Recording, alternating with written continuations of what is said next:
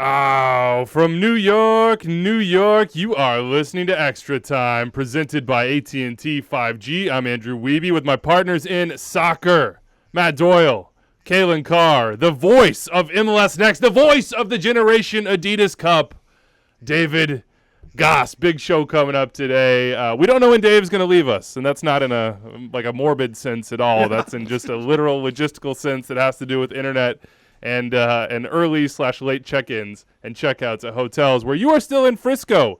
Dave, got a big show. We'll break down Week 7, but before we get there, we don't want to lose him, and we want the information. At least I do. Generation Adidas Cup, man. 2 MLS champions. U15, the Timbers got it done, and U17, the Sounders went repeat. Take us through it. How was the, multiple weeks? How was the competition? How was the tournament? And what do those big wins mean? Yeah, it's been great. I've been here for about 10 days, so it's a really long time. Megan has been counting. Really, you told me the trip, but now it's a really long time. It's our first time in 2 She's in the hotel room. No, she is not in Texas. She didn't come to Frisco. No. All right, gotcha. And it's our first time, obviously, with COVID in 3 years doing the tournament, and it's been incredible. They shifted the way it's formatted, so it used to be qualifying for MLS to a higher level tournament and a lower level one that ran simultaneous. Now every team was in the same tournament and the qualifying was just for seeding. And they brought River Plate, Flamengo, Manchester United, Celtic, AS Roma, Porto, some of the biggest clubs from around the world to play in these groups. And I think it was better to see more clubs get to play at that level and play clubs like that rather than having those 2 split competitions.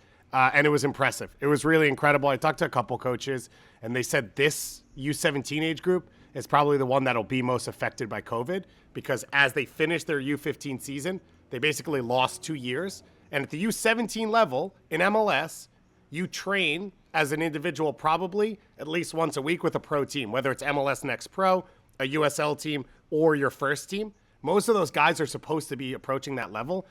They're now making a 2-year jump basically from U15s to that level. So a lot of these players have had to work by themselves and get up to the standard sort of in different ways. But I think what we saw this week was that they're there. I've said it a million times. I'll say it again.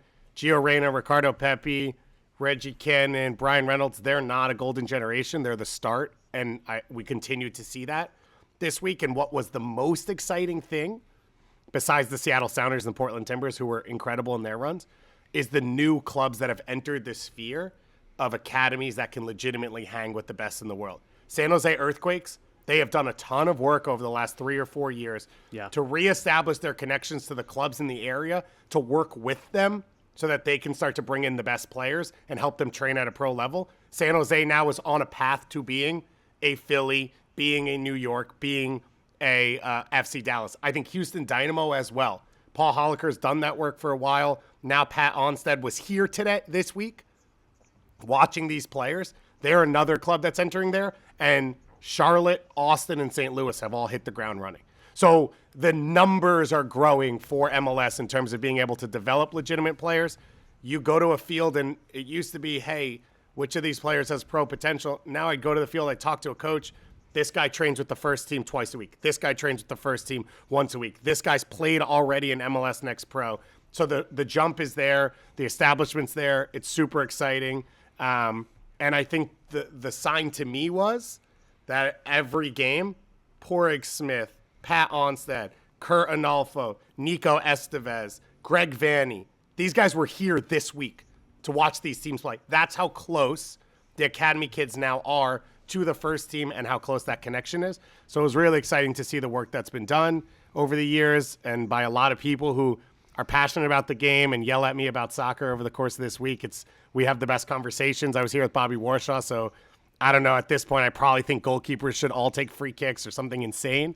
But it's been a really good week. Who's the best soccer. left back in the tournament, or soon to be converted left back? Let me jump in here and make a point, and then ask you a question. The point I want to make, and you kind of touched on it, is that because of COVID, a couple of different age groups have gotten sort of delayed in their progress. And I think that we're seeing that with the 2004s. And I'm talking about birth year. The 04s, other than really Gaga Slonina, none of the 04s have really broken through in MLS. And so as a group, I think they are behind where the 02s, 03s, all the way back to like the 97s when this new era really started. I think they're behind. And so you're going to see for the 04s and probably the 05s as well, a lot of sort of late bloomers, relatively speaking, to what we've seen over the past 4 or 5 years in MLS and going homegrown academy to the pros. So bear that in mind as you're sort of judging the 04s and the 05s, and even to a lesser degree the 06s, though I know a lot of people around the country who obsessively follow youth soccer are very excited about the 06s. So that's the point I wanted to make. The question I have for you, and before we bury the lead with all of that, I think the one question that MLS fans and U.S. and Canadian soccer fans have to ask is, when you see an MLS team go toe-to-toe with the best youth players from River Plate or Flamengo or Man United or Valencia, are they the same level? Are you seeing MLS teams produce talent at the same rate that River Plate and Flamengo and Palmeiras and Man United and Valencia are producing talent? So the simple answer is yes. At this point, the answer is yes. There are a lot of elements to that. One being, for example, last night we called the Sounders versus Tigres in the final. So you have to be born in 2005 or later to play in this tournament. Every player on the field for Tigres was born in 2005. Seattle started 5 06s and an 07. So for the most part in this tournament, MLS teams are the youngest teams in their games. So physically, they're less developed. And so it's not a perfect like-for-like match most of the time when you see a Flamengo, a Roma, a Manchester United. But in general, yes. And the thing that I've seen, and this is sort of the arc, and me and Bobby have talked about a lot this week, is 10 years ago, right, the cliche about Americans and Canadian players was, well, they're hard-nosed, they're tough, they'll fight for you, but they don't have the technical ability, they don't have the soccer IQ. The technical part has been fixed. Most people will tell you American and Canadian young players are technically as efficient as anyone in the world. Their ability to touch the ball, to take it down, to strike it, to shoot under pressure, all those things. The last part that had to come now is the soccer IQ, and then the intensity and energy it takes to win 50-50 battles, to win big moments, to win games. That's what we see in CCL, right? At the first team level. Yeah. Liga MX clubs win those little moments. They win a battle in the corner for the goal in the 80th minute. They continue to push into the stoppage time. All of those things have always happened from the youth team up. And that's the part that MLS now, it feels like, is close to being equal with the other teams. MLS clubs, San Jose, for example, wasn't blown off the field by River Plate's intensity and their pressure and their 1v1 defending. And that's never been the case in the past. Cruz Medina was balling in that game. Cruz Medina is an unreal talent. But anyway, sorry, I didn't mean to interrupt. Keep going. No, and so the answer is yes. Those players are there, and it feels like it's starting to come at the same level. Now, the last piece of it is River plays players who aren't ready at the first team level because they need to sell. And AS Roma plays players because that's their identity. FC Porto and Benfica do as well. That's the last piece. Is talent at a youth level is everything it can be, but unless they get into a first team, they're never going to be a great player. It's not just going to happen one day and they're going to tell you that they're ready. That's the last piece that's happening. MLS Next Pro is a part of that, bridging that gap. Obviously, USL has helped in that as well. That's the last piece, though, with these River kids is all of them are going to get a chance at the first team level because River needs it for their existence. And MLS coaches have not shown that same willingness. And MLS clubs haven't really forced that same issue except for FC Dallas and Philadelphia. How significant is the Sounders going back-to-back? And how significant for the Timbers, who in years past and years present, we have sometimes taken shots at, sometimes veiled, sometimes not, about their willingness to play domestic players. What do those two wins mean? So they're separate. The Portland one, it was very Portland. It was match winners having their moments in transition, playing in a tight block, not losing games, and then their head coach, Fernando Pessoa, who was phenomenal all tournament, sort of said, we have no pressure because we didn't expect to be here. We've never actually seen an upset like that at the GA Cup. Just normally over the course of the week, it doesn't work out for you. So for Portland, I'm hoping it'll be a moment to say, okay, let's take ourselves seriously. For Seattle in 2019, their win, and now this win was we invested. We already took ourselves seriously. This is proof that it's working. So there are two separate conversations between the two wins that they had. For the Timbers, there's talent in their group. Noah Santos, their center forward, Mexican-American. I talked to the FMF scout. He's here watching. The FMF scout is the most active person at the GA Cup. That's how you know how early this starts. He wants everybody to know he's here. He's like, yo, here, I'm here. Come talk to me. Sunglasses, slicked back hair, the FMF jacket on, sitting right by the field every single game. So there is talent there for Portland. What Fernando Pessoa said to us was with the reintroduction of T2, the pipeline and the work being put into it from the top down is stronger than it's ever been. And I think that's where MLS Next Pro helps is these players were too far from Gio Savarese, I think, to ever really have that much work done. And that's not an excuse because Greg Vanney was here this week. Yeah, he had a son playing who's a baller, by the way. He's got like 3 kids that ball out. I think that's why the Galaxy hired him, just for the kids, not for his coaching.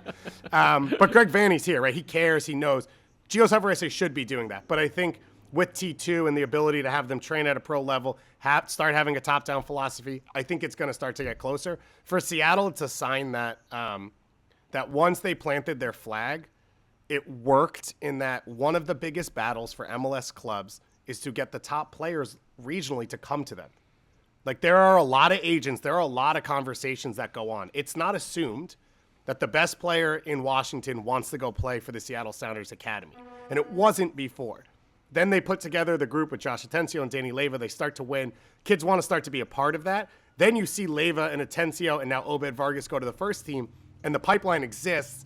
And now players are saying, this is my best shot at becoming the best player I can be. Whether that's going to college and coming back like Jackson Reagan, whether that's going to college and never playing soccer again, or it's going straight into the first team.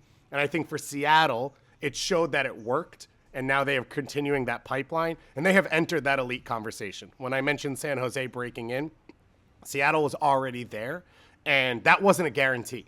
Like, just because you put together one good class, it's not a guarantee that the next groups will follow, and Seattle has shown that they can. And what's impressive to me is that they're showing it with Washington-based players. Like, it's not all Vegas guys or guys from non-homegrown territories in California.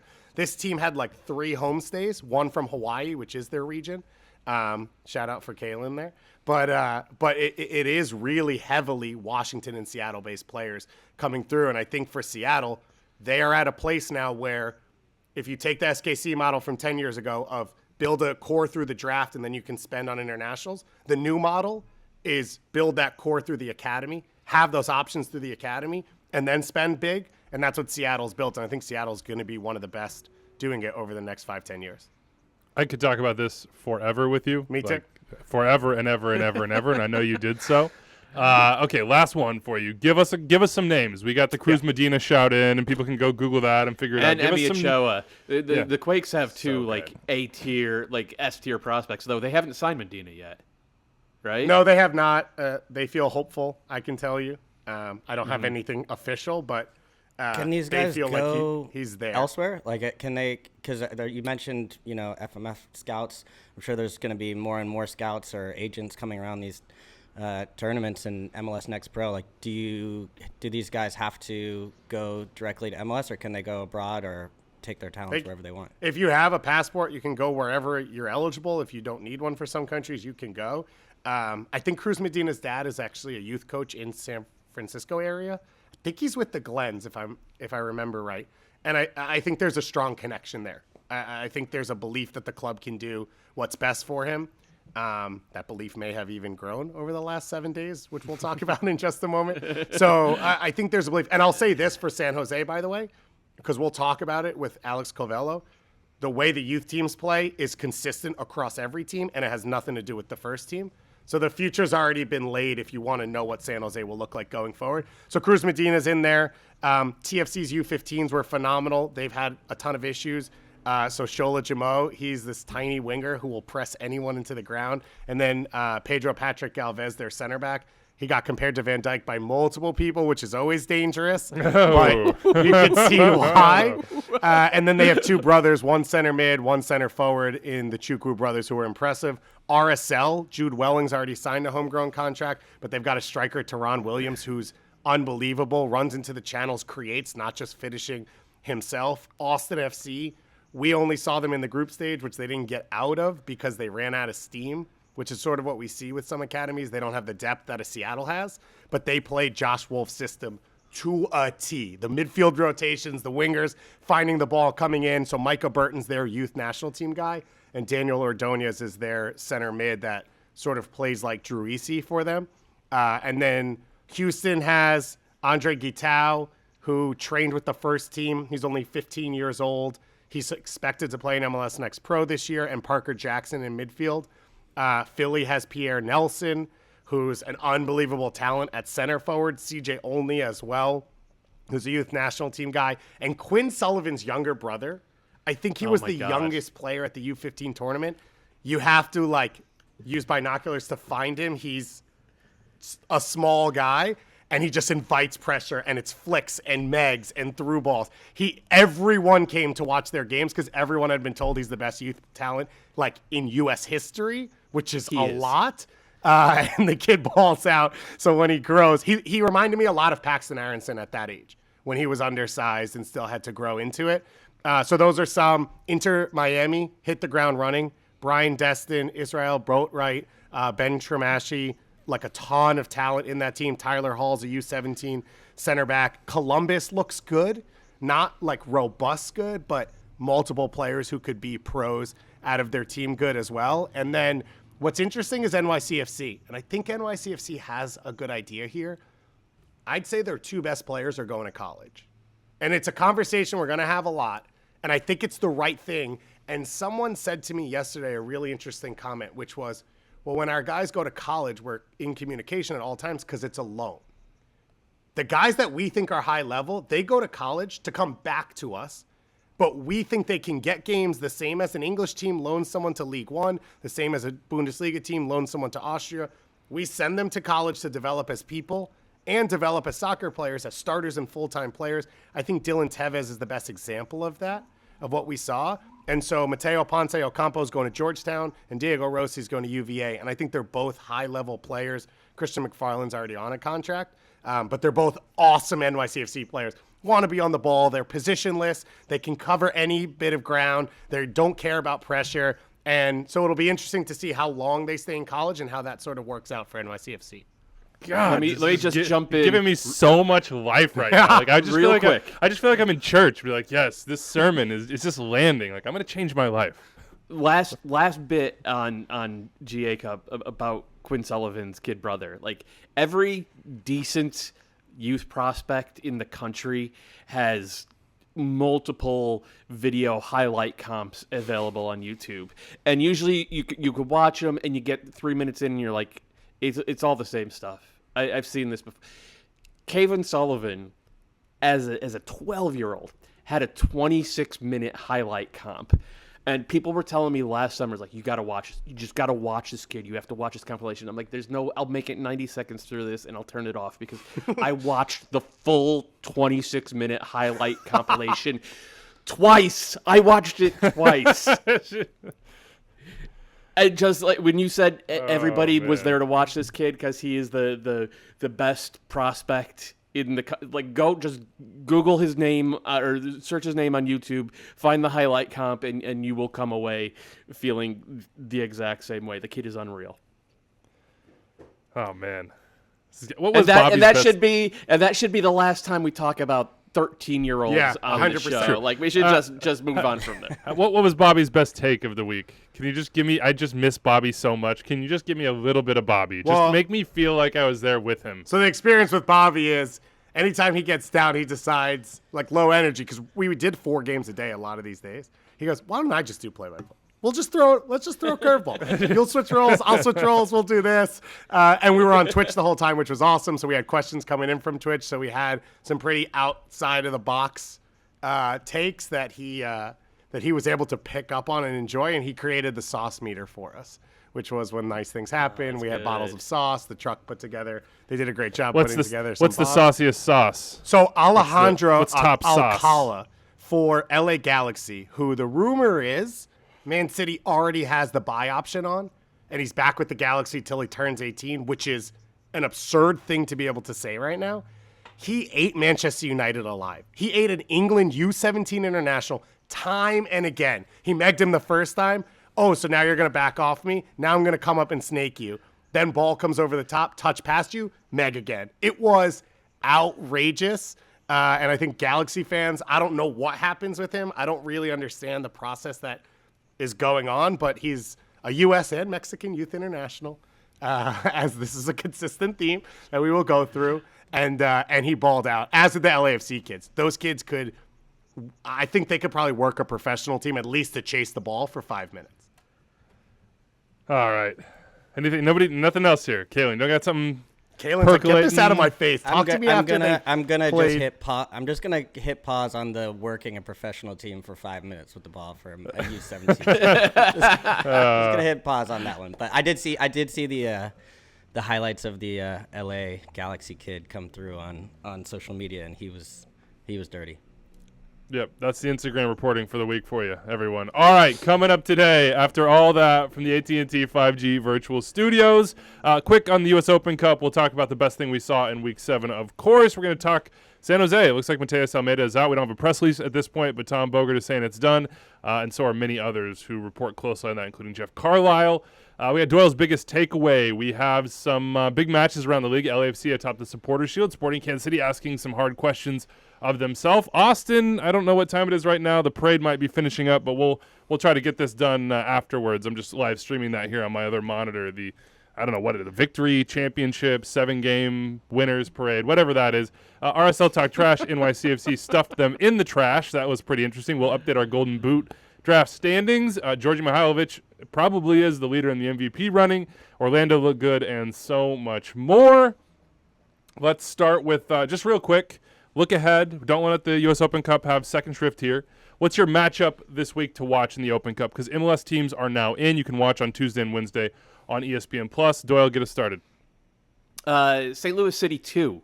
So not technically an MLS team, but like they're doing interesting work. They have some veterans signed. They have some young guys signed. I don't think the veterans are really available for this one, but I think we might see a core of young guys who can move up to the full team next year. They're taking on Louisville City, which is probably the best team in the USL Championship.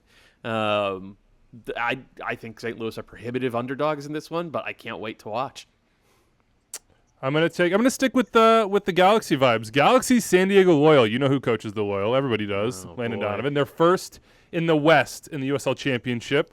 5 wins. I think 1 draw and 2 losses. Maybe, I don't know. 16 points for them so far, but they're atop the West. So you got Galaxy San Diego Loyal, which is a perfect regional matchup in MLS USL Championship, and to get Donovan back with his team. And I don't know what that was. Sounded like somebody's breaking into Dave's room. So quick, Dave, what's your U.S. Open Cup matchup to watch this week? I'm going to go with your parade-seeking Austin FC against San Antonio. Their first time in Open Cup in their franchise's history. It's basically the same market. Like, it's a 45-minute drive. San Antonio, I think. The Hill Country Derby, man. Yeah, there you go. Right. I think San Antonio is one of the best USL physical setups of stadium and atmosphere. And they're a team that, I agree with Doyle that Louisville's the best, but I think this is a San Antonio team that's built for the Open Cup because they have a ton of MLS veterans in their group. Luis Solianek, the legend himself. It was sad to see the Kakuta Mane era end in San really Antonio. Quick. Premature ending there for Kakuta Mane. That was sad to see. Kaylin, what's your matchup? I'm gonna go with San Jose and Bay Cities FC. So a little Bay Area. He went Bay Area? What? You got to do it. You got to do it. Maybe Landon Donovan's future managerial spot? No, I don't know. That'd be interesting to see. But we don't know who's going to be managing right now for San Jose, right? There's rumors around Almeyda's status, whether he's going to be there or he's not going to be there Wednesday night, tomorrow. Day after tomorrow on Wednesday. Losing track of time already. And then a couple interesting wrinkles. Christian Dean plays for Bay Cities FC, Berkeley guy. And then Dom Kinnear's son plays for the team as well, too. And may, on the other side, see The rumor is that Ralston and Wando might be assistant coaches as well. I know we're going Yeah, to I get to think that later, but Yeah. there's just a lot to watch, so I'm definitely going to be logging into that stream. And we had Wando four was choices here here, all and none week. of us took Madison, Minnesota. Yeah, that's a great one. I'm Wando was throwing here that all out. week, though, as a special youth coach and everything. But I will give you another little piece, which I think is Hugo Perez, who's going to be in the San Jose conversation. His son, founder and coach of that Bay City team. Ah. It all comes So many back good around. stories, always awesome games, big time upsets. ESPN Plus, U.S. Open Cup. We'll be following this tournament all the way to the conclusion and hoping to be at the final as we have been in so many years past. It's back in its full form, and it's a wonderful thing. All right, let's get into MLS Week 7. What's the best thing that we saw in Week 7? I'll start us off with sort of a big picture look at the league. We're 20% of the way through the season. It happened quickly, or it happened really fast, depending. Well, I guess it was the same thing. What am I talking about? Anyway, the top 7 in the Shield standings, only 2 made the playoffs last year. Both are in the East. That's Philadelphia and Orlando. In the West, all 5 atop the Western Conference standings. I know it is still really tight. Were non-playoff teams last year, including the wild. Shield leaders, LAFC. And the 2 teams in the playoffs are RSL and Minnesota. Not even like Seattle or otherwise. Like not the MLS Cup finalist Portland Timbers. It really is sort of right now at least, and we'll see how it all evens out, Austin fans. Sort of a picture of parity in Major League Soccer. And then I just want to shout out Rodrigo Schlegel. He scored a goal this weekend, his first in MLS, and he honored his late father who passed away from COVID. He had the picture on the shirt. Was really an emotional moment. It was an awesome moment for Rodrigo. And I also call out to Ola Kamara, who did the same thing for his grandmother. Unfortunately, the end of that and the yellow card that transpired didn't go as well for Ola, but shout dumbest out to rule both in of those soccer. guys.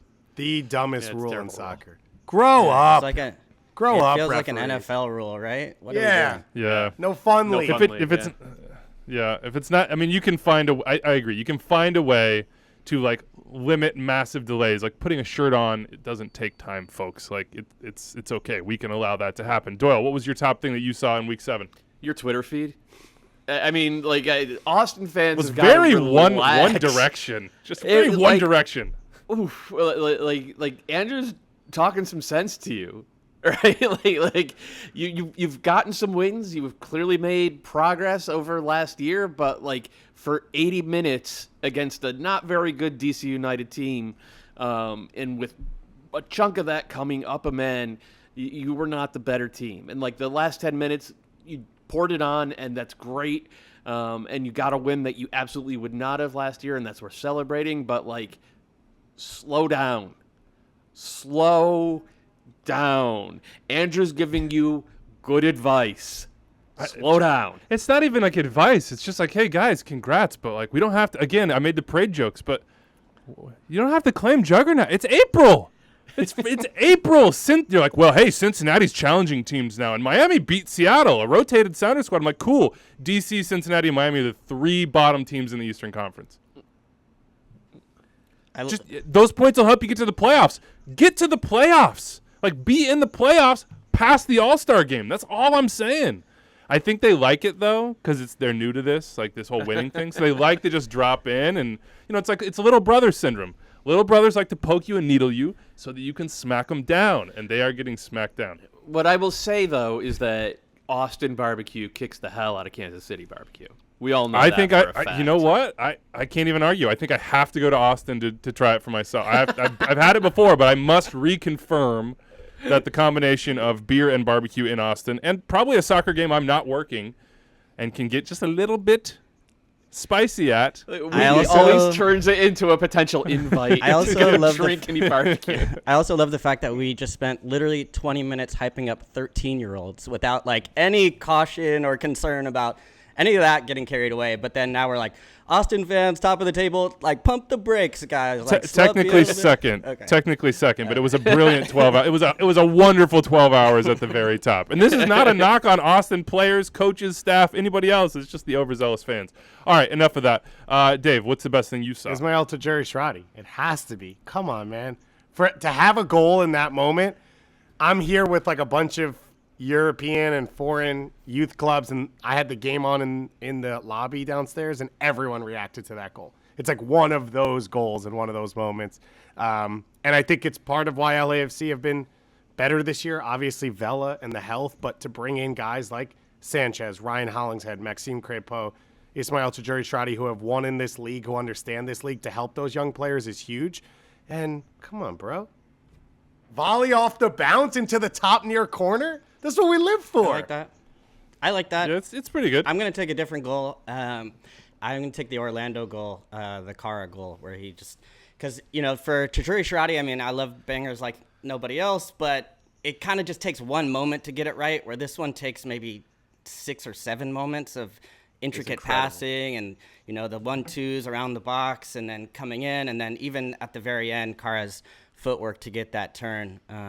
Jordan Angeli was doing the game, who was great on our watch-along last week, and she had it down pat on looking at that footwork to be able to, for a guy, I think he's like 6'4", to get that turn and get it quick trigger right up into the near post, upper corner. That was amazing. So I give shout out to Orlando City for me, which I don't know if it's going to win goal of the week, but it was my favorite.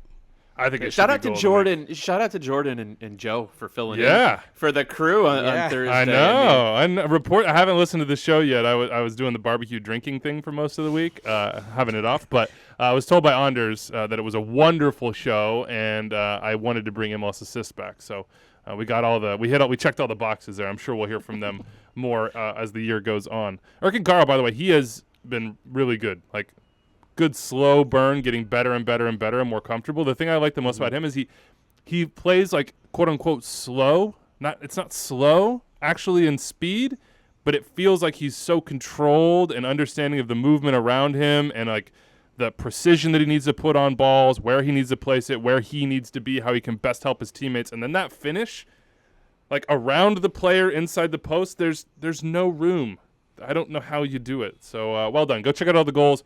MLS YouTube's a good spot to do that. We have the full goal video every single week. All right, let's jump into week 7, and we start with the San Jose Earthquakes. 2-2 draw with Nashville SC, who continue to pick up points from their road trip here. But the big news, obviously, is around the manager, Matias Almeyda. The writing has sort of been on the wall, or not in the media, because he hasn't been talking to the media. It's been pretty clear for a while that this relationship just wasn't working out. It's not official yet. No press releases, no anything from San Jose, the club, the organization, etc. But between Tom Bogert and Jeff Carlisle and, of course, the people at Quakes Epicenter have been all over this from the very start. They kind of got the ball rolling earlier in the week with, hey, rumblings coming, could be news, watch out here, stay tuned.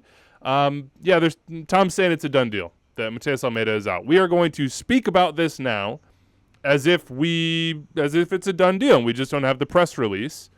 I think Matias is going to land on his feet, so I think that should be okay here. It seems like it's time. And Kalen, just because you're the Bay Area guy, I'm gonna let you start here. On the reports that Matias Almeyda's time with the Quakes is over in year 4, what is your reaction? I would say about time. I feel like he should have been gone a long time ago. And I think, the information, I think the jury was out a long time ago to say that system did not work, right? Like we saw like maybe a year and a half, 2 years ago, like the system doesn't really work and it didn't suit the players. When he brought his own players in, that didn't improve the system. Things actually, now I think they've gone out and gotten some different players and maybe kind of distanced from some of the players that he brought in. And then he hasn't been able to make that work, which is also not surprising. And so there was kind of that rift where you would hear rumors or things to say that he wanted to leave, or he's come out in the media multiple times and sort of flirted at saying he has other options, or other people might be interested, or that he wanted to kind of just take off. And so I feel like this was a move that probably should have been made a while ago. And I think last year probably would have been, if you weren't going to do it before that, to make that move at the end of the season, because now they're in a bit of a scramble and, at the bottom of the table and just get their 3rd point of the season. So I just, I think it was a kind of an infuriating team to watch for long stretches of time, because the goals that they conceded were the same goals over and over and over again. And a lot of them felt like when you see a player chasing Jackson Ewell, like chasing somebody down for like 30 yards or 40 yards alone on an island, Like, you can blame Jackson Ewell if you'd like, but it's pretty obvious that that's a part of the system. And even just in this last game, like the goals they conceded where Hani Mukhtar just kind of dribbles straight through the back line. It always 70-yard run. Yeah. Like, every time, it reminds me of these drills that I used to do. It's like a pretty common drill where you have to play man marking in 7-a-side. And it's like a really good drill to do in training because it teaches like responsibility as far as tracking your man. It's a fitness exercise on top of it. But you don't do that on a 100-yard pitch because just like it does in the drill in practice, you end up with long runs just like we saw with Hani Mukhtar. And we just saw that again and again and again, and set pieces, taking crazy risks. And yeah, sure, that sometimes led to some really fun moments for San Jose, and some exciting moments for neutrals and even for supporters as well.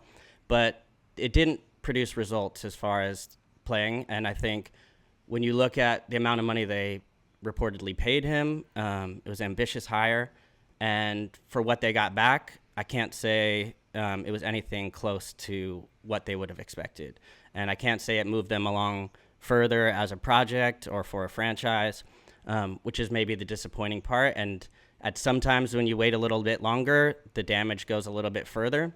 The one thing I will say is, like, it seemed like for the results, he managed to keep the locker room for most of his time there, which I think is maybe more of a testament to just like how charismatic of a leader and a person he is. But I would say for beyond that kind of like good vibes, like at some point you have to, like, this is results and it hasn't been there for San Jose, and it just feels like it was just heading down a disaster road and just getting worse. So I think if it is the time, this seems like already too late, but time to move forward and kind of look towards what they want to do next.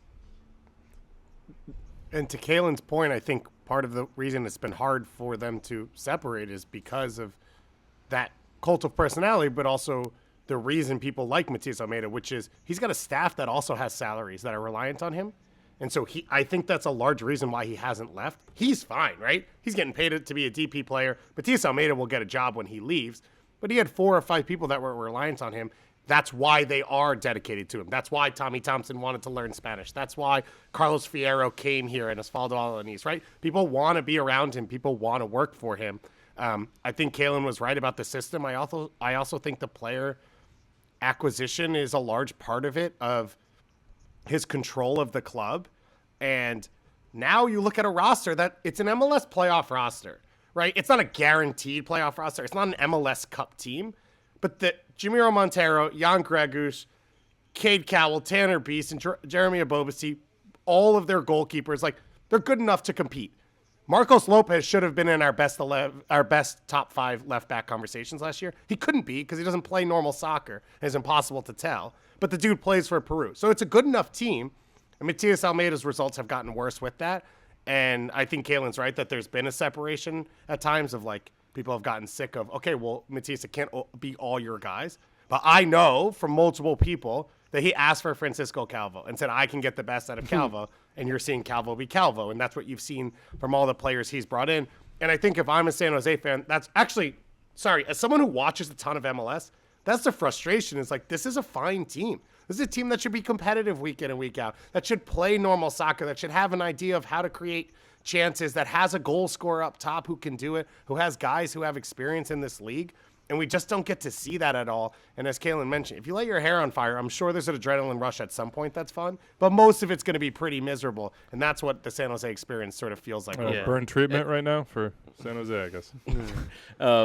Well, I mean, true. And like a lot of that is self-inflicted. And we've talked about it within the context of the system, right? But a lot of it is also like Tanner Beeson and Nathan last year when they played center back together for San Jose. Even in this system, San Jose picked up 1.5 points per game. They gave up 1.2 goals per game. When it was, and that was over 16 games. Over the 18 games that there was any other center back pairing, they gave up 2 goals a game, and they picked up 0.9 points per game. So when those two were playing center back, you had like a playoff caliber team. They've played 0 minutes together at center back this year. They had a chance to go out in this game and play them together in center back. Tanner Beeson was playing left back. He goes upfield, obviously an unfamiliar position, gets the ball taken off his foot, and that's what led to Hani Mukhtar dribbling 70 yards up the gut and scoring a solo goal. And we've become so inured to those types of goals being scored against the Quakes that that's not even up for goal of the week. You score a 70-yard solo run against any other team in this league, any other team on the planet, and that's got to be in the discussion for goal of the week. Against San Jose, it's just a typical Saturday, and it's not just those two guys. I mean, Cade Cowell and Christian Espinoza were playing as wingbacks to start the year. Jackson Ewell spent his first 5 games, as Kalen was talking about, he spent his first 5 games playing as a center back. Have you ever seen a single thing from Jackson Ewell that said, yeah, this guy, you got to get him in the middle of the back line? It's Doyle, he's only 25. Matias Almeyda's developing him for the future of his career. He's doing it for the good of Jackson Ewell. This type of thing has happened over and over again over the past 3 1/4 seasons. And look, I've had a lot of fun watching the Quakes under Almeyda. I have gotten real joy from the way that they have attacked, because they, it's the light their hair on fire type thing that David was talking about. They throw numbers forward. They take risks. They play soccer that has actual personality, and not every MLS team can say that. And so I've had fun, but I don't think Quakes fans are having fun anymore. And I don't think the players are having fun anymore. This should be a playoff team. It really should be a playoff team.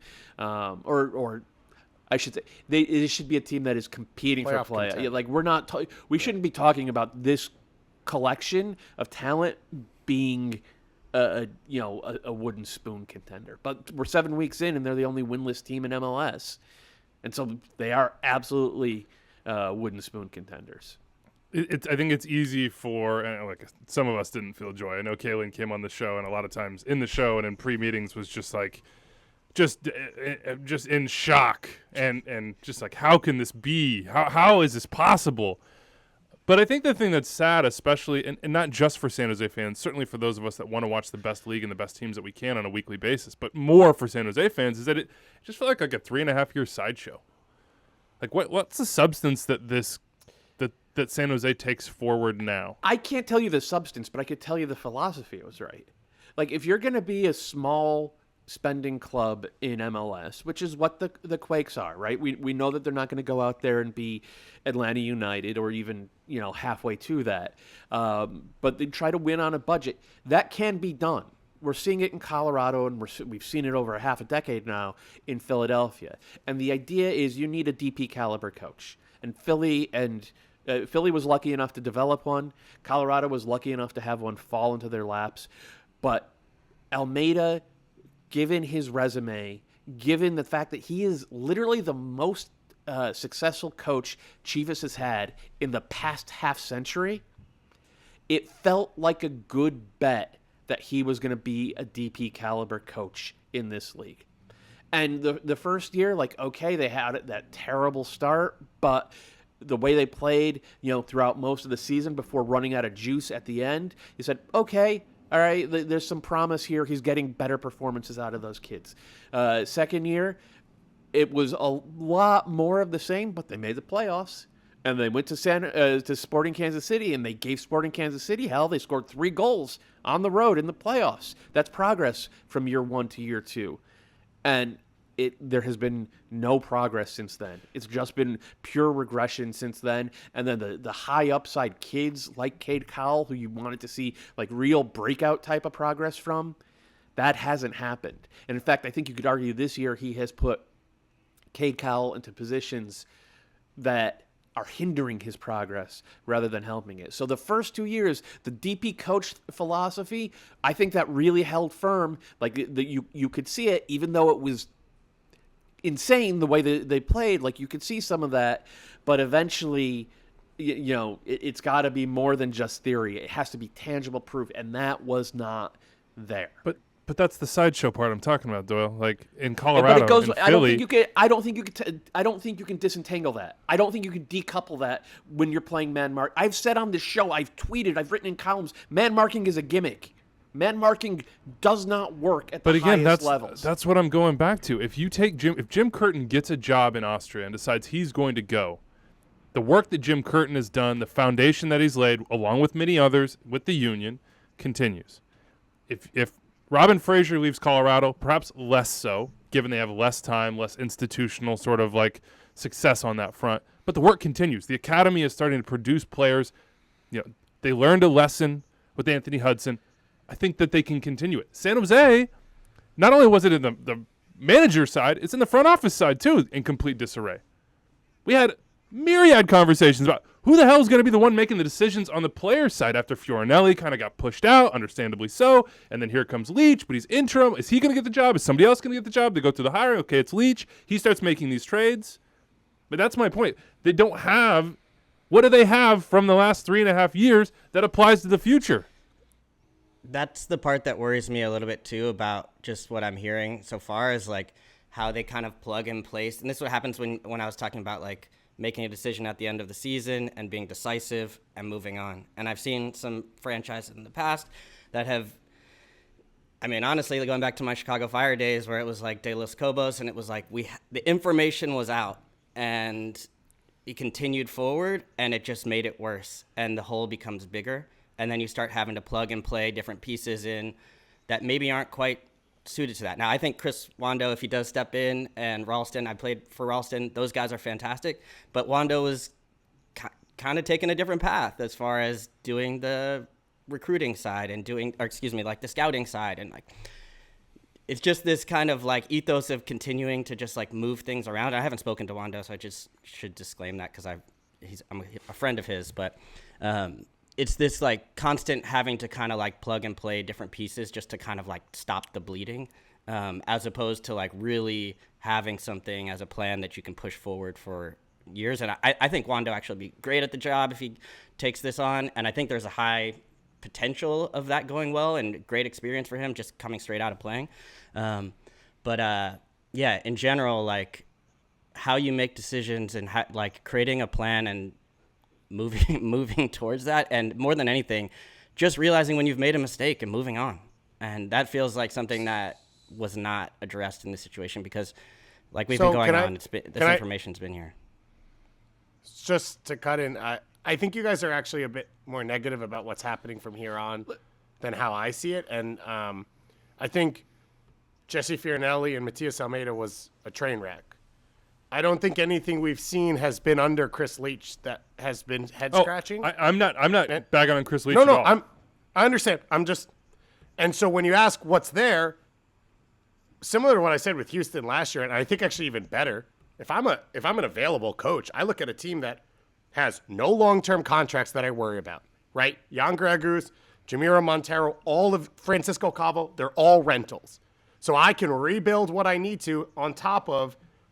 To win in MLS, you need core players who are cheap on the cap, whether it's homegrown or draft pick or whatever it is, and they've already got all of those in the team.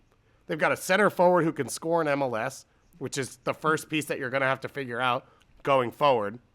So there's a ton of that. And as I said, their youth teams are playing a system down. So there is an idea of what the soccer philosophy is at the club that has nothing to do with Matias Almeyda. The unfortunate thing was the amount of money he was on left them in a situation where until he wanted to go, they weren't going to buy him out. You can complain about that. If I was a fan of their team, I would complain about it. That's frustrating. But in terms of where they go from here, I don't look at an FC Cincinnati and say, oh my God, you are in a 3-year hole. I don't know where to start. I don't know what to tell you. They are not that bad off right now. And there aren't a ton of obvious, there's not the next Pat Noonan or I don't know who else has kind of been elevated where it's like these are the guys going forward. I guess Josh Wolf would have been in that list as well. I don't know that obvious name is there, but I think it's a good project to be in a good area, a club with history, a fan base that cares. And even if you don't become an Atlanta or an LAFC, there's a simple roadmap to them being immediately competitive coming out of this. Completely agree. Reason why, and I sent it to the group chat right when it happened. I said, this is a sneaky good job. Yep.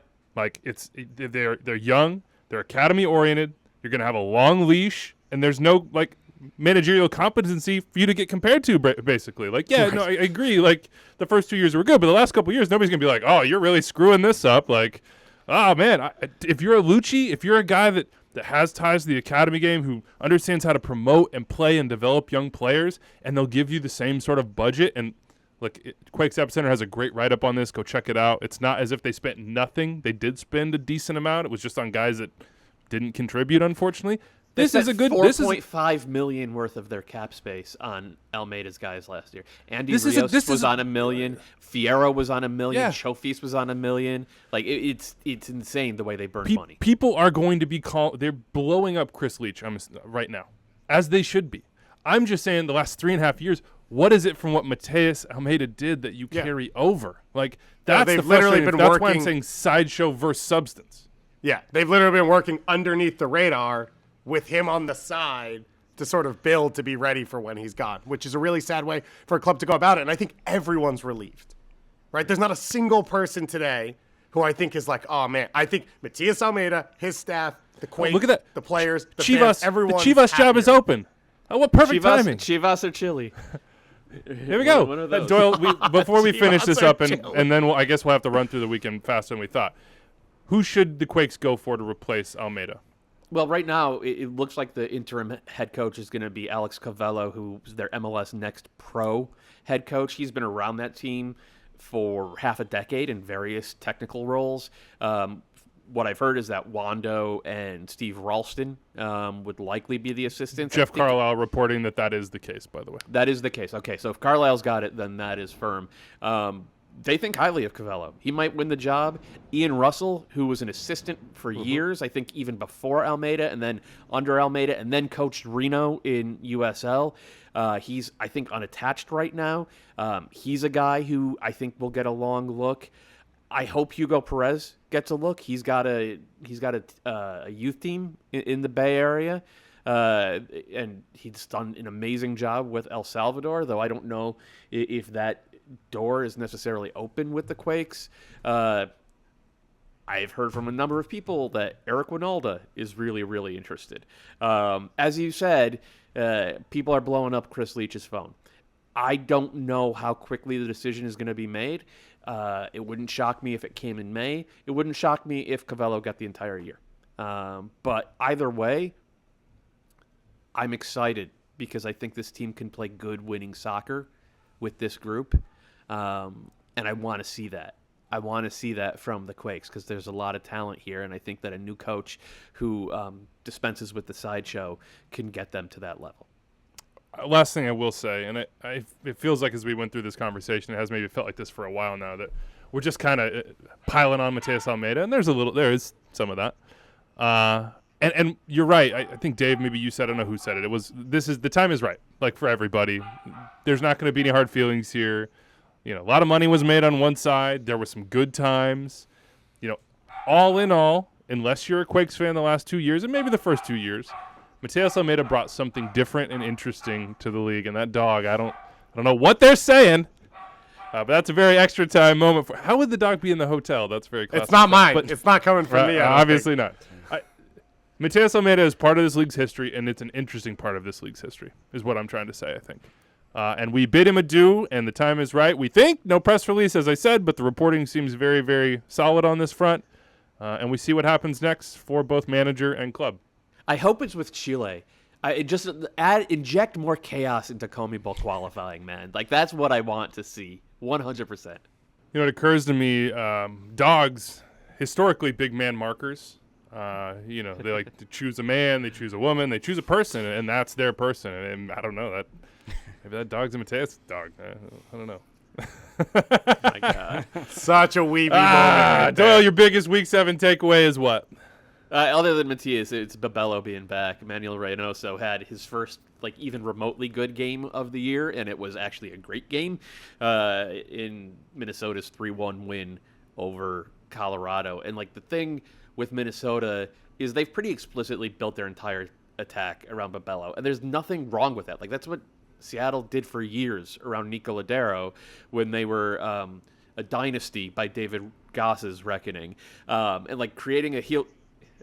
right?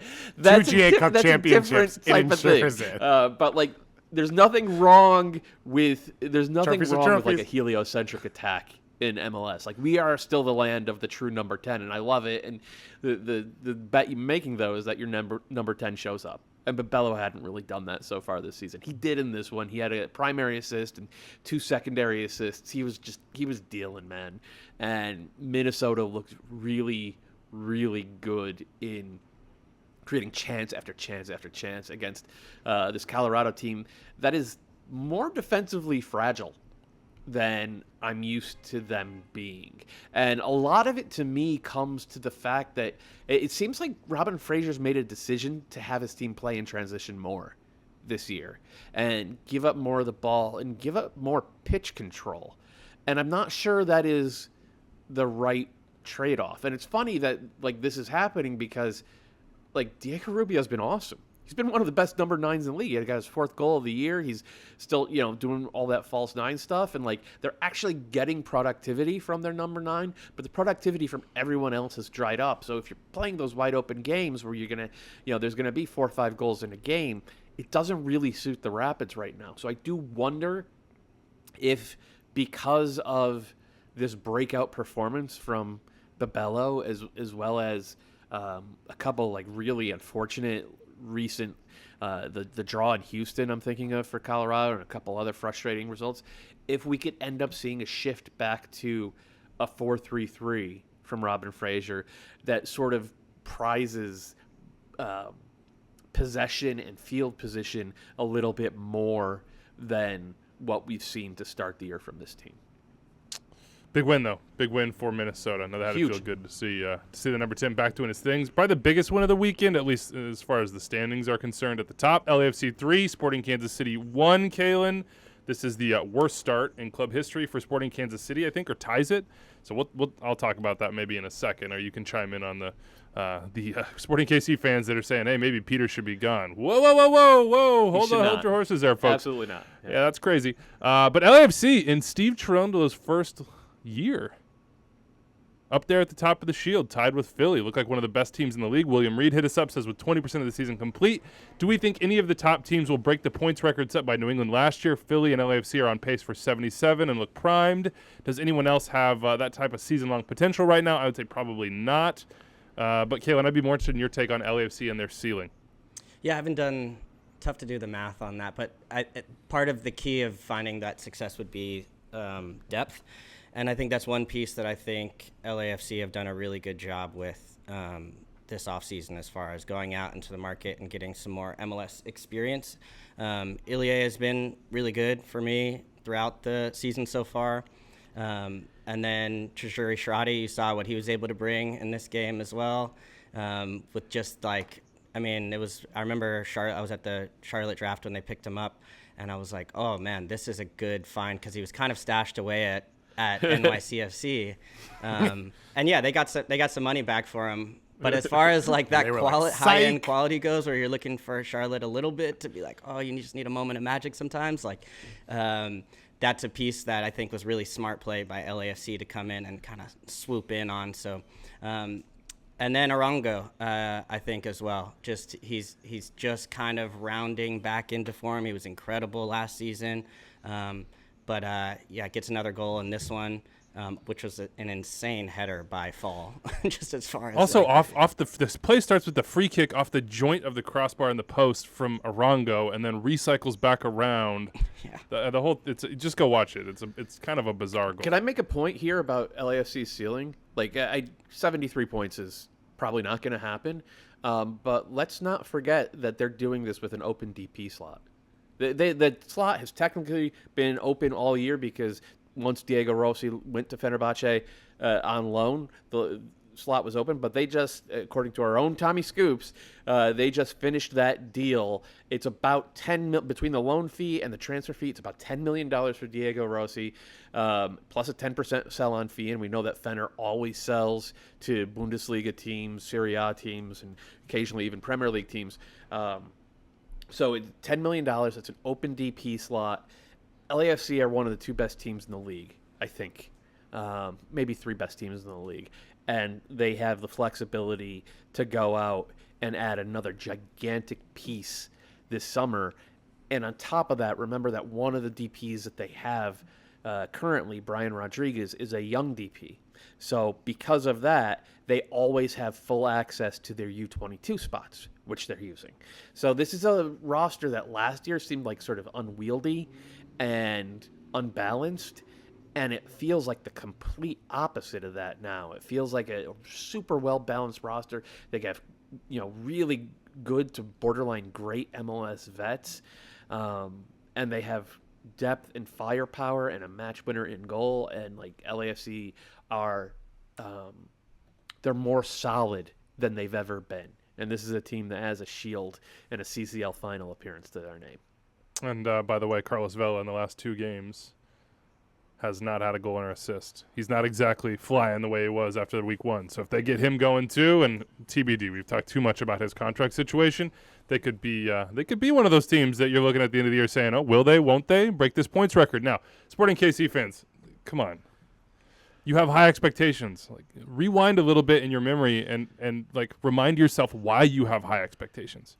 It's because Peter Vermes, I'm not going to say he's been a miracle worker, but the consistency with which he has had elevated success at Sporting Kansas City in relation to the spend compared to the rest of the league for the majority of that time doesn't match up. Peter Vermes is the reason why you have high expectations. Peter Vermes and a whole gaggle of players, obviously, that have been foundational to this project, and maybe part of why they're having some struggles now is why the transition from that foundation has not been as smooth as you would like it to be. If you get rid of Peter Vermes, you're not just losing a manager. You are losing the basis of the technical and sporting side of your club, the entirety of which he has built from basically scratch, from nothingness, which is where it was back in those Wizards days. So just be a little bit patient, be a little bit rational, understand that a lot of teams and clubs in this league have quote-unquote lost seasons. And you're maybe going to lose yours because of injuries, because of that transition, because of a lack of production from the academy, and some of those things you can look to Peter and say, hey, that needs to be better. And I'm sure Peter is looking at himself the same way, and I know he is. There's a column in the KC Star this week. He's talking about we got to be better. I got to be better. He's talking about the decisions that he's made on the personnel front and some of the lack of production or lack of effort or lack of. Look, just watch that third goal. That's shocking stuff from this team. I think you gotta hit pause. Gotta hit pause, get a little bit of perspective, but it's got to be better. It does have to be better. But the pressure is fair, and I think the pressure, and when you talk about that third goal, is just what's your game plan for what's next. And I thought they used their U22 spots correctly, right? Coming into the year, I would have said they need a center back, a D mid, and maybe a left back. And they went out and they got a left back, a winger, and a center back. So they did most of that. Now, the refusal to sign a defensive midfielder that can play, I don't know. Seems like a unique thing to do. Seems like a weird thing to do to me. But, I think it's fair for fans to say Jalen Lindsey starts week in and week out for Charlotte. I know that was going home for him. But maybe if he was the starter here, he wouldn't have wanted to leave. And I think it's fair across the board to say that Peter Vermes has been loyal to a previous generation, but he went and spent money on Ben Sweat and Courtney Ford, and I love Courtney Ford as a human being, and I'm glad he's still in this league, and I'm glad he's with the team, but give young players an opportunity. I've complained about this a couple of times. We've had times where Peter Vermes has come out and said, why don't we get more credit for producing players and signing the amount of homegrowns they've signed, and they are one of the record setters. If they don't play, it doesn't really matter. If you don't give them an opportunity, it doesn't really matter. And then Felipe Hernandez is good. So I think it's fair to be frustrated, and I think it's fair to, at some point, assess this season, similar to what we said with San Jose, and say, well, what are we now going to look forward to for next year when Pulido is back? And that has to be given an opportunity to some of these young guys. I thought Tizonis. Winger, now I can't remember his name. And he played central. Was good. Was pretty good for them yesterday. Injuries. Gadi Kinda is injured still on that front as well. You're right. There are a lot of places where Peter also has to look at the signings from overseas, the academy progression to the first team, and then sort of that trust of that previous generation. And that goes back to the overseas signings. There's not the transition that there should have been with some in-prime players that were signed to take those spots. There's a lot of introspection that has to be done. But just slow down a little bit, Sporting Kansas City fans. That's all I'm saying, and I'd say the same to Austin fans. We talked about this. Do we need to go into more of the Austin game at all? Like, I don't know. Do you feel like I feel like we won't? Let's not. Yeah. They did a nice job. They were up a man. They punished a tired team. They did a really nice job. And Diego Fagundes is balling. I like to see that. And you should be happy, Austin Stop. fans. These are the sorts of wins. Stop. You've already These are said the it wins all that on get you in the Twitter. playoffs You've at the already end. said it all on Twitter. Weeby, move on. Done. Weeby We're done. already Toronto did a FC, thing. Toronto FC 2, Philly 1. This is Philly's first loss of the season. We made a joke about Jaden Nelson either in the show or in the pre-show. Yeah, I'm sure IR tackled that one just as he tackled poor Kai Wagner in this match. Didn't get a red card for that one, but Toronto get a win here. Philadelphia go down. Still some question marks about whether or not they have the attacking firepower. Not really question marks about whether or not they create chances, but question marks about whether or not those chances get finished at a... Think about this game, right? Like this was Toronto FC getting outplayed, but like brute forcing a win. Because in Jesus Jimenez, who's been awesome, and especially Alejandro Pozuelo, who we all know is an MVP caliber player in this league when he's healthy, they're able to get the types of goals that it doesn't matter what your tactical setup is. It doesn't matter what your approach is. That level of quality can get you wins like this. And most teams in MLS that win MLS Cup or can go compete, make it to the final of CCL, have quality players, high-level elite players like that they can lean on to get you 3 or 4 wins a season. It's still an open question as to whether or not Philly have that. I hope they do because I love the way that they've built that roster and I love the linear progress that they've made. But it's still a wide open question, and until they answer it in the playoffs definitively, it's fair to question it. Yeah, a lot of time left to get Mikaura and Carranza and all these guys on the same page and going. They're going to be in the playoffs. So, sorry, NYCFC, 6-0 on Salt Lake, Kalen. RSL, yeah, hey, look, it's an easy joke. We've made the joke. Everybody's made the joke. You zoom in on the, little tiny championship banner and you make the pregame joke, but most people don't get smashed 6-0. Taty with 4 goals. We have a question. Is Taty the best NYCFC player ever? What are your takeaways from this game? Well, first of all, I think it's totally fair game to zoom in on the banner. I thought that was hilarious. I agreed. It's just that if you're playing in the match, you're like, I don't have to play NYCFC. I don't got to defend Taty. So it's easy for me to make the joke. Sure.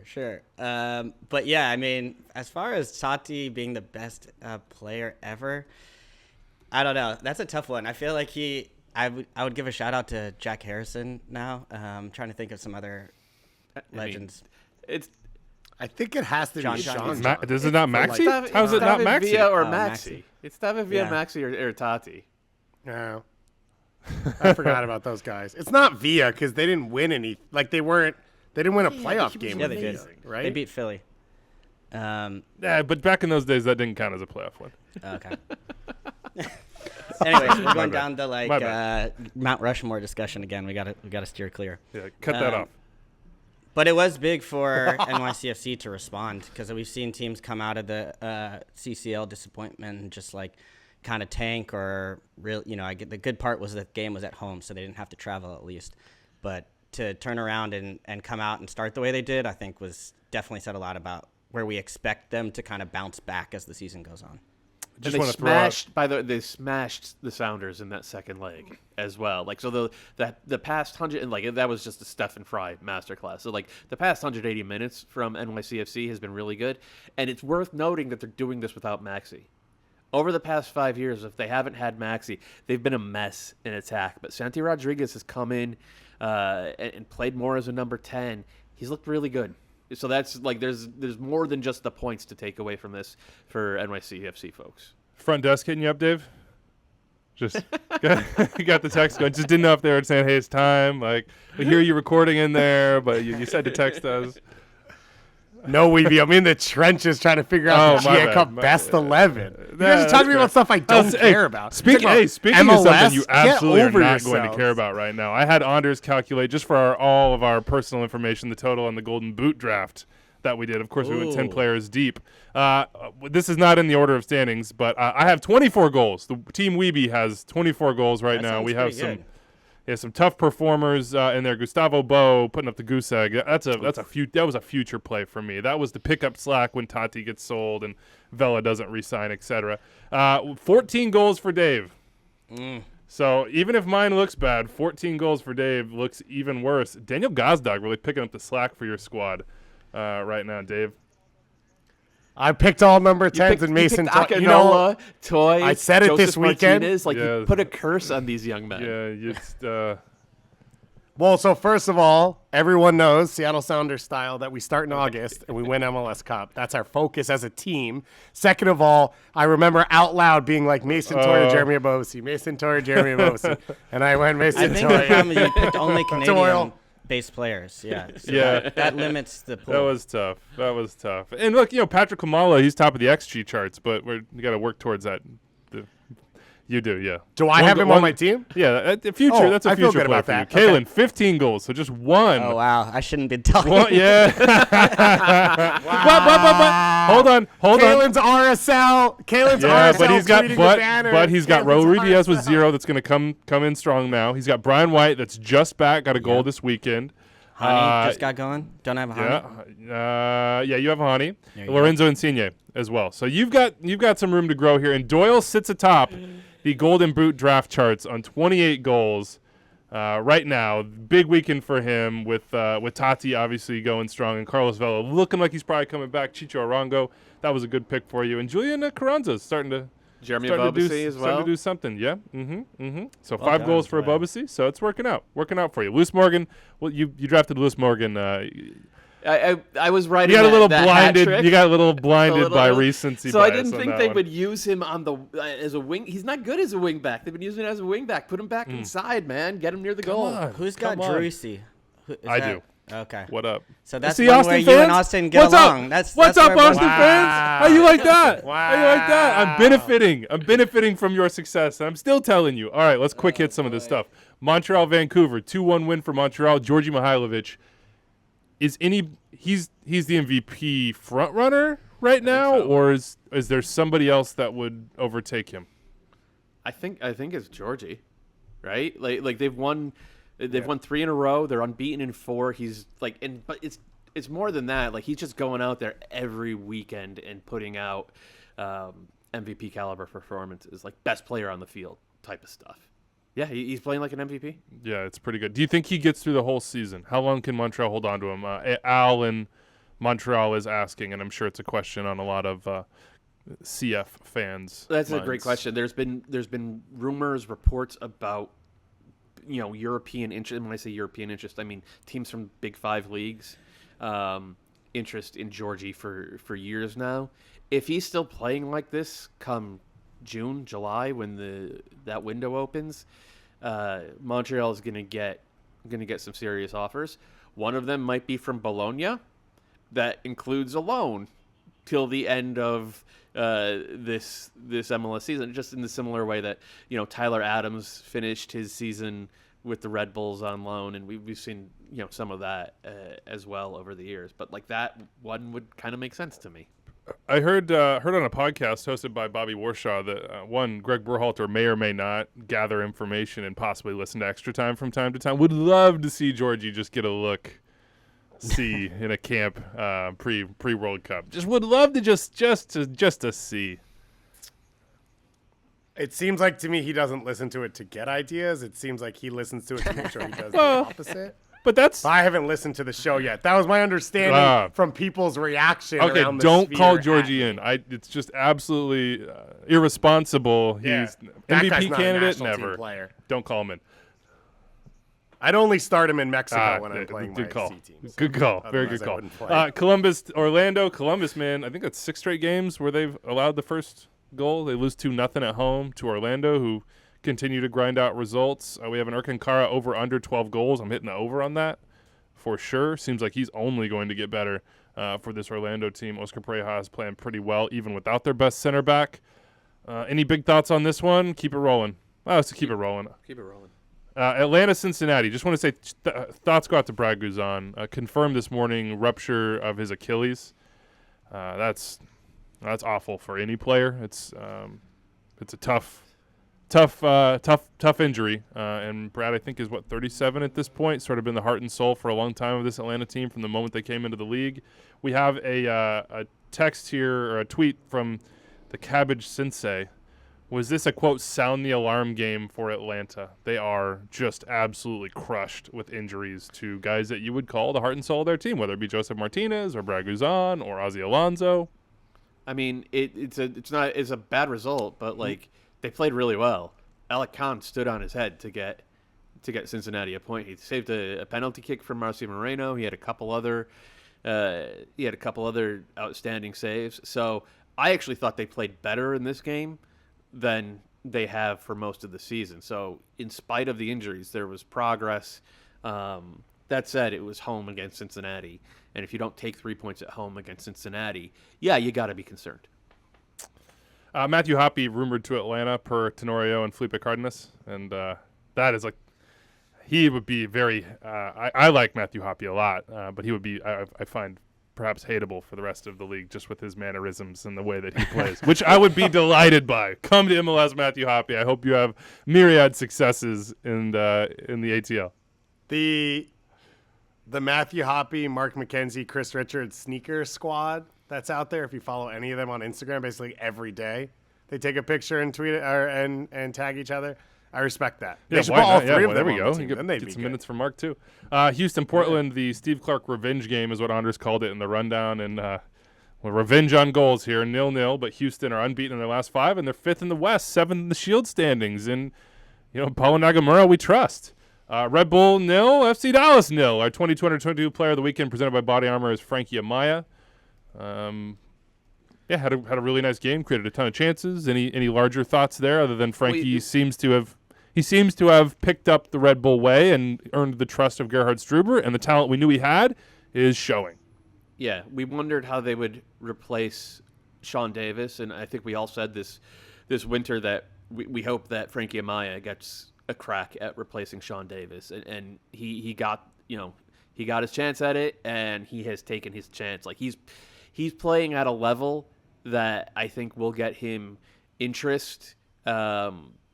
Maybe like not this cycle, but like certainly for next cycle, from both the U.S. and Mexican national teams, which have both talked to him about bringing him in, and like it's a large part of it is he is playing his spot, man. He's a ball winner, deeper lying in the midfield. He's like a mini Ozzy Alonso, and you can see why the Red Bulls paid $1 million of allocation cash for him last year, because he's been superb. Like, and he was the best young. We've made a ton over the year, justifiably, about Paxton Pomykal and Brandon Servania. Frankie Amaya was the best young American midfielder on the field in this game. New England 2, Charlotte FC 1. Charlotte play all right, but New England snapped their losing streak, and Bruce celebrates courtside at the Celtics game. Was that who Kyrie was going after? I think it was Buch's first. I was just going to say, I love that Buch's first goal. I think he basically just, it's like Renix reads the play a half second later, and Buch's is already there to score the goal. And it wasn't a ton of stuff that was hugely different than what they normally do, although it felt like Heel found more space on the wings as Boateng and Leggett sort of felt comfortable coming in field and filling his spot. But a lot of what we saw last year was they just have match winners on the field, and they don't have Tejan this year, and they lost Buxa and Bo, but with Buxa back now, it feels like they can start to settle. Andrew Farrell healthy. Like, they're not going to win Supporters Shield. I don't even think they care. They want to win MLS Cup, and so it's sort of about getting yourself right going towards that, and I think those pieces Dylan Barreiro is a rumored target of New England. He is a Brazilian winger, valued, I don't know, like $4 or $5 million zone. I think he plays for Atletico Mineiro down there in Brazil. So that would be sort of that 1v1 player that even Bruce has said recently that they're missing this season. So we'll see if they get that business done. Let's see. Chicago 0. Knew that. Figured that's a good one to bet on. Galaxy 0, also a good one to bet on when you play the Fire right now. They did not get 10 points, which they have now, until July 8th of 2021. So, Ezra is laying a foundation of keeping the ball out of their net, and they are still unable to put the ball in the opponent's net, but they do have some players coming in, and they didn't have Shaqiri, they didn't have Brian Gutierrez, and they didn't have Didn't have Jairo Torres, obviously. He's not there yet. So we have a question about what their ceiling could be. What could their ceiling be? Is it like, how will we define the ceiling, Kalen, for the Fire this year? Is it just playoff team, or could it be more than that potentially?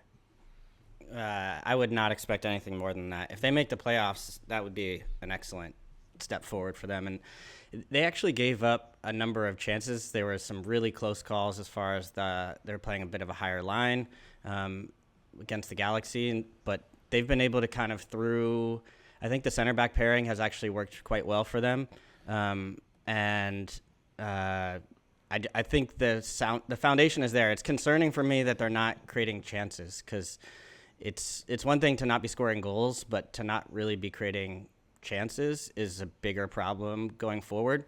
And yeah, I just don't know how if this formula can last for a while. So they're going to have to figure out. I think the biggest spot of need for me seems to be wide play and just being able to kind of like get any kind of chance creation from the wings. I know they've played Bornstein kind of as a sort of like a left winger, it seems like at times, which you understand maybe from a defensive standpoint, but is not giving you a lot going forward at this point. So I hope that they can go out. But the good thing is they have a good foundation. If they can go out in the summer and maybe add a piece or two, that would really help.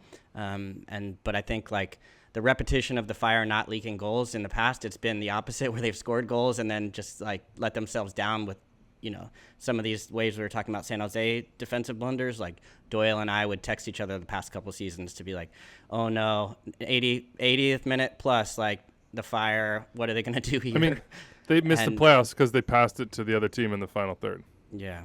So, and it wasn't just that. That was one play, but it wasn't just that. There were a number of there were plays many like that. Yeah. So that's positive. Also, I think playoffs is the ceiling. Is in the danger ceiling for this year. In danger of saying something stupid here, being defensive solidly is a good start, but if you win one home game rather than tying a home and away game, you get more points. So at some point, you'll have to start to gamble, and I think it'll come with Shaqiri and Shibilko and Jairo Torres and Gutierrez all settling in together. Like Torres not on the team yet, and Shaqiri's hurt, but it's just if it continues this way, at some point you have to be a bit more risky. But this is the base you want and Ezra Hendrickson to come in for the first time ever and build. So I think their ceiling could be fighting for a home game. Like I think they could get up to 4 depending on what other teams' seasons go. I don't know that they control that, but if they can hang around and stay consistent, you look at other teams as they get injuries, go on Open Cup runs, stuff like that. Where does their focus maybe I just want to get your reaction to this particular tweet, Doyle. John Beck, what is Gago Salini's upside? Are we talking Howard or is it Neuer Buffon? His upside is like he's a really good shot stopper right now. Like everything else in his game is kind of lacking right now, and he'll admit that. Like he's not good with his feet. He flapped at a cross last week against Orlando, and that cost the Fire a goal. And he copped to that as well. He said, "I've got to do better there," and that wasn't the first cross that he's flapped at this year. He is the highest upside young keeper I've ever seen come through the U.S. And he's already a really good MLS starter. Neuer. He's not going to be Neuer in 1,000 years. He's not going to be Neuer. I'm not going to say he's going to be Buffon either, but because that's like he's literally the greatest goalkeeper I've ever seen. So I'm not going to say that, but like. I will be surprised if he's MLS much longer, and I won't be surprised if 3 years from now we consider him to be one of the better goalies, one of the better goalkeepers in Serie A or EPL even. So Ezra had some. That was really measured from Doyle. Anders, I heard him say that Gaga Solonina is the next Iker Casillas headline. YouTube. Yeah, that's what I heard. He didn't actually. He didn't say. Well, Anders can listen. Handanovic. I don't know. He didn't say La Liga, so we can't really go there. But we can find. Yeah, we can. True. You're right. That's true. The new Donnarumma is. Yeah. Is Gaga Solonina the new Donnarumma? Gonna make Donnarumma look like a scrub is what I. Well, I Did mean, I say that? Donnarumma was actually doing that himself. Right, I said doesn't These need days. technically doesn't need anybody else's help on that. Shout front. out to Thomas Formosa. By the way, good news for Matias Almeyda. Ronaldo Rueda is out as head coach of Colombia, so that's another job that is open. that might Golly, kinda this be his timing is wheelhouse. just impeccable for all involved. And our last game here.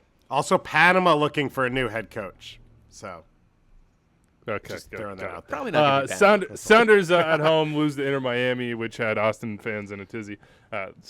1-0. But hey, a win for Austin, and it's like a bad relationship. A win Phil for Neville's- Austin? What? Sorry, A win for Inter Miami. Weeby, you're the one in a bad relationship. You're the one who Yeah, has no, a sure. problem right I've now. got to in your cleanse it. head. I've got to cleanse it all. I've got to just cleanse it all. I got to go fight some Grek.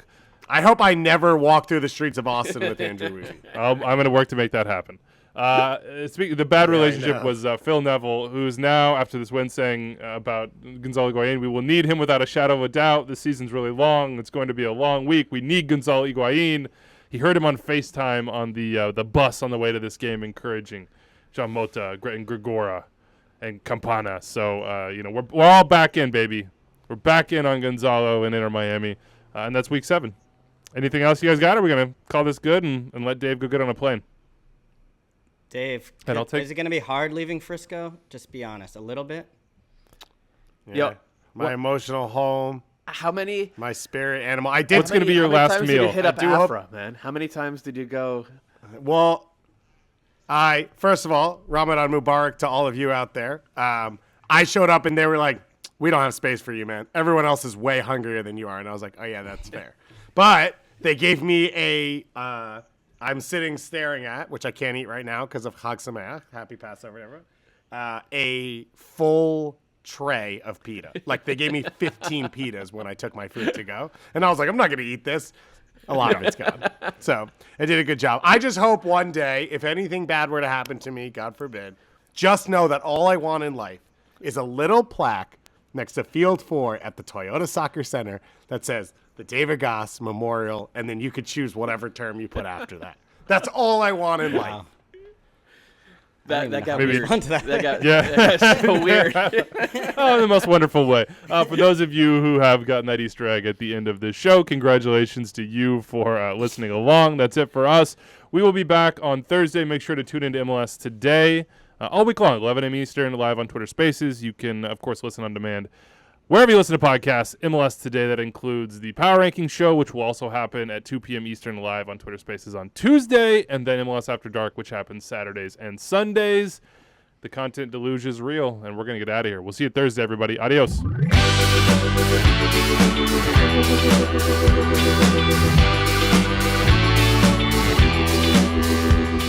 Congratulations, you made it through more than an hour of extra time. That means you love the show, and if you love the show, you probably want more episodes. Click right here for more episodes of Extra Time, and here to subscribe to the MLS YouTube channel. Thanks for following along.